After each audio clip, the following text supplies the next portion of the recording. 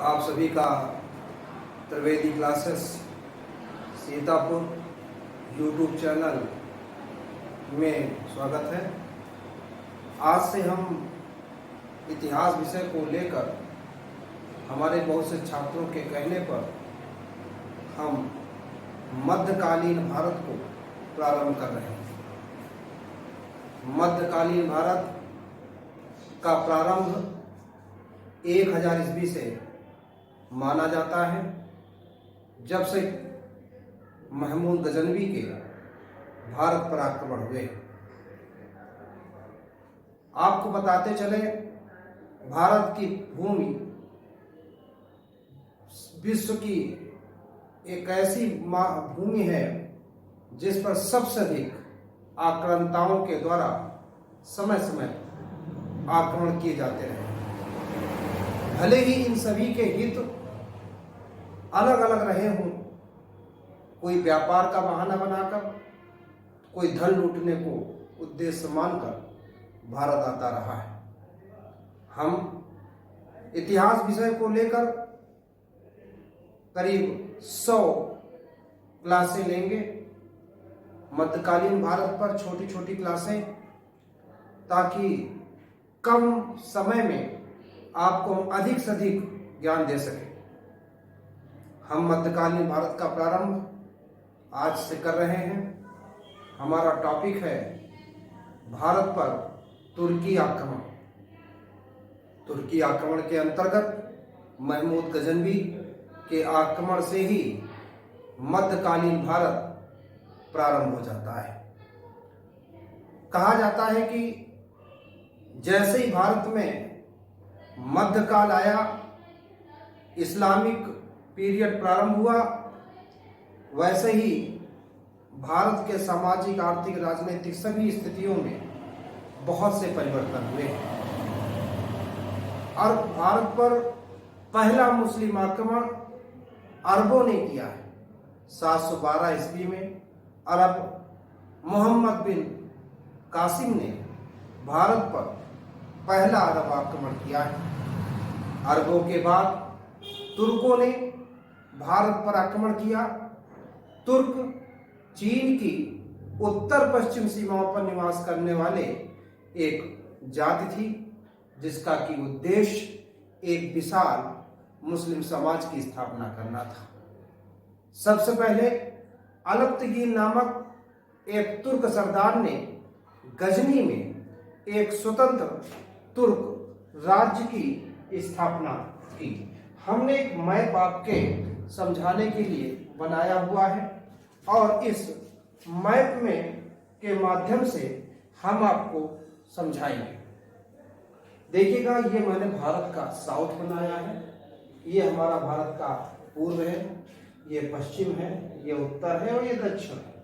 उत्तर में हमने कश्मीर को बनाया है। कश्मीर के उत्तर पश्चिम में हमारा हिंदू शाही वंश है। इसके ऊपर पाकिस्तान, इसके ऊपर खैबर का दर्रा, जहां से इनका भारत में आगमन हुआ है। खैबर का दर्रा उसे कहते हैं, वो प्राकृतिक रास्ता जिस रास्ते के माध्यम से ये भारत का आना जाना हुआ है, यानी वो घाटी क्षेत्र जहां से भारत में इनका आना हुआ है, वो दर्रा क्षेत्र। इसके ऊपर अफगानिस्तान और अफगानिस्तान के ऊपर काबुल और गजनी का क्षेत्र, और हमारा जो इनका मेन है तो मध्य अफगानिस्तान में केंद्रित, ये क्या है, गजनी क्षेत्र। मध्य अफगानिस्तान में केंद्रित गजनी राजवंश, जो पूर्वी ईरान, ईरान कहां पर है, यहां पर समझने की कोशिश करिएगा। ईरान यहां पर है। अगर हम यहां पर ऐसे क्रॉस करते हैं तो इसका ये क्षेत्र कौन सा पड़ेगा, पूर्वी। ईरान के पूर्वी भूमि में साम्राज्य विस्तार के लिए जाना जाता है। यानी कि ये जो हमारा महमूद गजनी का जो क्षेत्र, गजनवी का जो क्षेत्र है, जो हमारे इनके वंशजों का जो क्षेत्र है, इनके जो पूर्वजों का क्षेत्र है, मध्य अफगानिस्तान, यानी कि ये जो क्षेत्र है, ये पूर्वी ईरान भूमि के साम्राज्य विस्तार के लिए जाना जाता है। पूर्वी ईरान के साम्राज्य विस्तार के लिए जाना जाता है। अब हम लोग फिर से आगे डिफाइन पहले करते हैं, फिर समझाते चलते हैं बोर्ड पे हम आपको, ताकि कम से कम में ज्यादा से ज्यादा समझा सकें। 977 में, सबसे पहले हम प्राचीनता से चलते हैं, 977 में अलप्तगीन जो एक व्यक्ति था, जो तुर्क सरदार ने गजनी में एक स्वतंत्र राज्य की स्थापना की, जो मैंने अभी भी बताया। कौन था? अलप्तगीन। तो सबसे पहला नाम किसका हम लोग लेते हैं यहाँ पर? अलप्तगीन। फिर इसी का दामाद आया और उसका नाम क्या था? सुबक्तगीन। क्या नाम था? सुबक्तगीन। तो पहले आपका नाम आया अलप्तगीन और फिर अलप्तगीन का दामाद सुबक्तगीन ने भी इस पर अधिकार किया, उस क्षेत्र पर शासन स्थापित किया। सुबक्तगीन से जो भविष्य में भारत के राजा जो यहाँ पर थे, हिंदू शाही राजवंश के जयपाल, उनको ऐसा आभास हुआ कि भविष्य में हो सकता है कि हमको इनसे सुबक्तगीन से खतरा हो, तो उन्होंने अभियान किया, गजनी अभियान किया। और उस गजनी अभियान में कहा जाता है ऋतु परिवर्तन, मौसम परिवर्तन के कारण जयपाल की पराजय हुई। मसला ये था कि ये जो क्षेत्र है ये बर्फीला क्षेत्र है। बर्फीला क्षेत्र होने के कारण यहाँ पर ये लोग तो आदि थे उन क्षेत्रों के, क्योंकि वो क्षेत्र से निवास करते थे, इसके ऊपर से आते थे। भारत में ये ऐसा क्षेत्र था जहाँ पर एकदम एकाएक बर्फ का मसला हुआ और बर्फ के मसले के कारण इनको इसका सामना करना पड़ा और जयपाल की पराजय हुई। अब सुबक्तगीन के मरने से पूर्व सुबक्तगीन ने यहाँ पर उसको पराजित किया, लेकिन सुबक्तगीन के मरने से पूर्व सुबक्तगीन ने अफगानिस्तान, खुरासन, बल्ख और पश्चिमोत्तर भारत, यानी ये हमारा भारत है, ये पश्चिम और ये उत्तर, इस क्षेत्र पर अधिकार कर रखा था। यानी हमारा ये जो क्षेत्र है पश्चिमोत्तर क्षेत्र, यहाँ पर कौन? सुबक्तगीन ये महमूद गजनवी को देकर गया था, इस क्षेत्र को देकर गया था। और किसको देकर गया था? आपको सुबक्तगीन अगले अपनी जनरेशन को, और उसका नाम था महमूद गजनवी। सुबक्तगीन का जो पुत्र था महमूद गजनवी, उसे सुबक्तगीन अफगानिस्तान देकर गया, खुरासान देकर गया, वल्ख देकर गया और पश्चिमोत्तर भारत, यानी इस क्षेत्र को वो देकर गया था।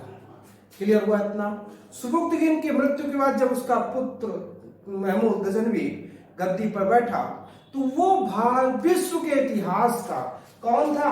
पहला सुल्तान था। कौन था? विश्व के इतिहास का पहला सुल्तान था। अगर क्वेश्चन आता है कि विश्व के इतिहास का पहला सुल्तान कौन है, तो पहला सुल्तान कौन है? महमूद गजनवी। एग्जाम में क्वेश्चन आता है तो सुल्तान की उपाधि धारण करने वाला पहला सुल्तान था। उसने यामुनुद्दौला की उपाधि और अमीर उल बिल्लाह की उपाधि धारण की। ऐसा था कि बगदाद के खलीफाओं ने उसे यामुनुद्दौला और अमीर उल बिल्लाह की उपाधि दी थी। इसका अर्थ है, यामुनुद्दौला का अर्थ है, तो महमूद जो गजनवी था वो यामनी कुल का था, यामनी वंश का था। इस कारण उसे बगदाद के खलीफाओं ने यामुनुद्दौला की उपाधि से विभूषित किया। उसने मसला यह था कि इस्लाम धर्म के प्रचार का उसका जो मुख्य उद्देश्य था, इस्लाम धर्म के प्रचार का जो मुख्य उद्देश्य था, उस उद्देश्य और धन की प्राप्ति के लिए उसने भारत आने का अभियान किया। उसने उस समय वहां पर जब बगदाद के खलीफाओं को उसने थोड़ा सा उनसे स्वतंत्र सहमति प्राप्त की और उनसे प्रति ये उपाधि प्राप्त की, यामुनुद्दौला की उपाधि प्राप्त की, तब उसने उनसे कहा कि वह प्रतिवर्ष भारतवर्ष में कम से कम एक हमला करेगा, यानी कि वो भारत देश में एक प्रतिवर्ष हमला करेगा और उसके एवज में जो रीजन उसने बताया कि हम क्यों करेंगे, तो उसने कहा भारत में इस्लाम धर्म का प्रचार करेंगे और भारत में धन का लूट करेंगे। धन का लूट के उद्देश्य से, धन के प्रचार करने के, इस्लाम के प्रचार करने के उद्देश्य से उसने भारत देश में प्रतिवर्ष एक हमला करने का अभियान बनाया। भारतीय समाज यही कारण है कि उसे एक आक्रांता के रूप में जानता है। भारतीय समाज, हिंदू समाज, यहाँ के पूर्व में रहने वाले लोग ये उसे एक आक्रांता मानते हैं। उसने इसी उद्देश्य को ध्यान में रखकर कि वो भारत से धन की लूट करेगा, भारत में इस्लाम का प्रचार करेगा, उसने इस उद्देश्य को ध्यान में रखकर भारत में 17 आक्रमण किए हैं। इन आक्रमणों में उसका उद्देश्य क्या था? इस्लाम धर्म का प्रचार करना, वह इस्लाम धर्म का प्रचार करना, वह धन की लूट करना, इस्लाम का प्रचार करना व धन की लूट करना, यह उसका उद्देश्य था। इस उद्देश्य से उसने 17 बार भारत पर आक्रमण किए हैं। इन आक्रमणों को उसने जेहाद कहा है। देहाद का अर्थ होता है धर्म युद्ध। उसने धर्म युद्ध का नाम दिया है, जेहाद का नाम दिया है, और अपने आप को बुद्ध सिकन के नाम से वो पुकारवाता था या कहलवाता था, या उसे बुद्ध सिकन के नाम से भी जाना जाता था। बहुत इंपॉर्टेंट है। मैंने कई छोटे छोटे बिंदुओं को बताया, हमने कई बातों का जिक्र किया है। क्योंकि सुबुक्तुगुन के मरने के बाद उसको अपने पिता से, महमूद गजनवी को अपने पिता से कई राज्य मिले। अफगानिस्तान का क्षेत्र, खुरासान का क्षेत्र, बल्ख और पश्चिमोत्तर भारत, यानी कि हम उसको अगर इस मैप पे रखें तो ये हमारा भारत है, ये हमारा कश्मीर है, ये हिंदू शाही वंश है, इसके ऊपर ये हमारा पाकिस्तान, अफगानिस्तान, और ये काबुल और गजनी का क्षेत्र है जो कि ईरान के पूर्वी भाग में है। इस क्षेत्र का वे निवासी थे और यहाँ से उन्होंने बाया खैबर के दर्रे भारत में एंट्री मारी है और भारत पर 17 आक्रमण किए हैं। इसके जो आक्रमणों के अभियान हैं वो 1001 ईस्वी से प्रारंभ हो गए हैं और 1026 तक चले हैं, और इस दौरान कुल 17 आक्रमण हुए हैं। इनमें से कई अभियान बहुत ही महत्वपूर्ण हुए हैं, तो कई अभियान उतने अधिक महत्व उनको प्राप्त नहीं हो पाया है। जैसे 1001 में जो पहला अभियान किया है वो भारत के समीपवर्ती नगरों में किया है, लेकिन इसमें कुछ खास सफलता नहीं मिली। लेकिन जो दूसरा अभियान किया है वो जयपाल के विरुद्ध था। जो 36वां अभियान किया है वो आनंदपाल के विरुद्ध था। जो 12वां अभियान था वो कन्नौज के विरुद्ध था, और जो 13वां था वो बुंदेलखंड के विरुद्ध था। तो इनमें से मैंने बोला जो 17 अभियानों में से महत्वपूर्ण है वो दूसरा जयपाल के विरुद्ध था, 6वां आनंदपाल के विरुद्ध था और 12वां कन्नौज के विरुद्ध था। तो 13वां वाला अभियान बुंदेलखंड के विरुद्ध था, और 16वां वाला सबसे महत्वपूर्ण है क्योंकि इसका यही अभियान इसको न केवल भारत के लिए अपितु विश्व के सबसे ज्यादा क्रूरतम और सबसे ज्यादा धन लूट के अभियानों के रूप में भी इस 17वें अभियान को जाना जाता है। मसला ये कहां पर था? सोमनाथ के मंदिर पर, गुजरात के सोमनाथ के मंदिर पर इसने यह अभियान किया, और यहां पर लगभग 50,000 से अधिक हिंदुओं का कत्ल हुआ। मंदिर से अपार धन प्राप्त हुआ, और यही कारण है कि इसे एक मूर्ति भंजक आक्रमणकारी के तौर पर जाना जाता है।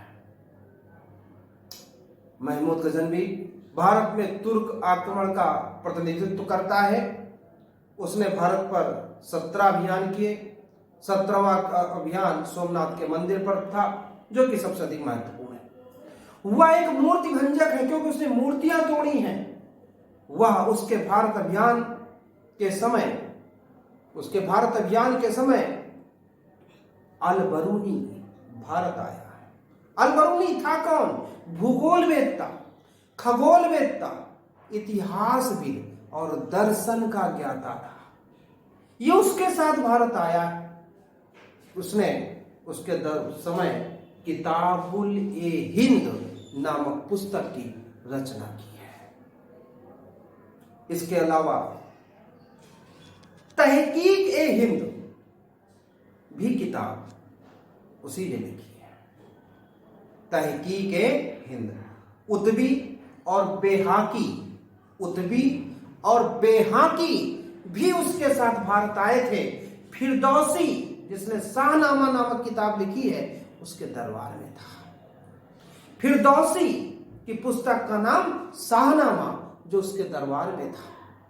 इसके साथ असजदी, फारूकी और तुसी भी उसके दरबार में थे।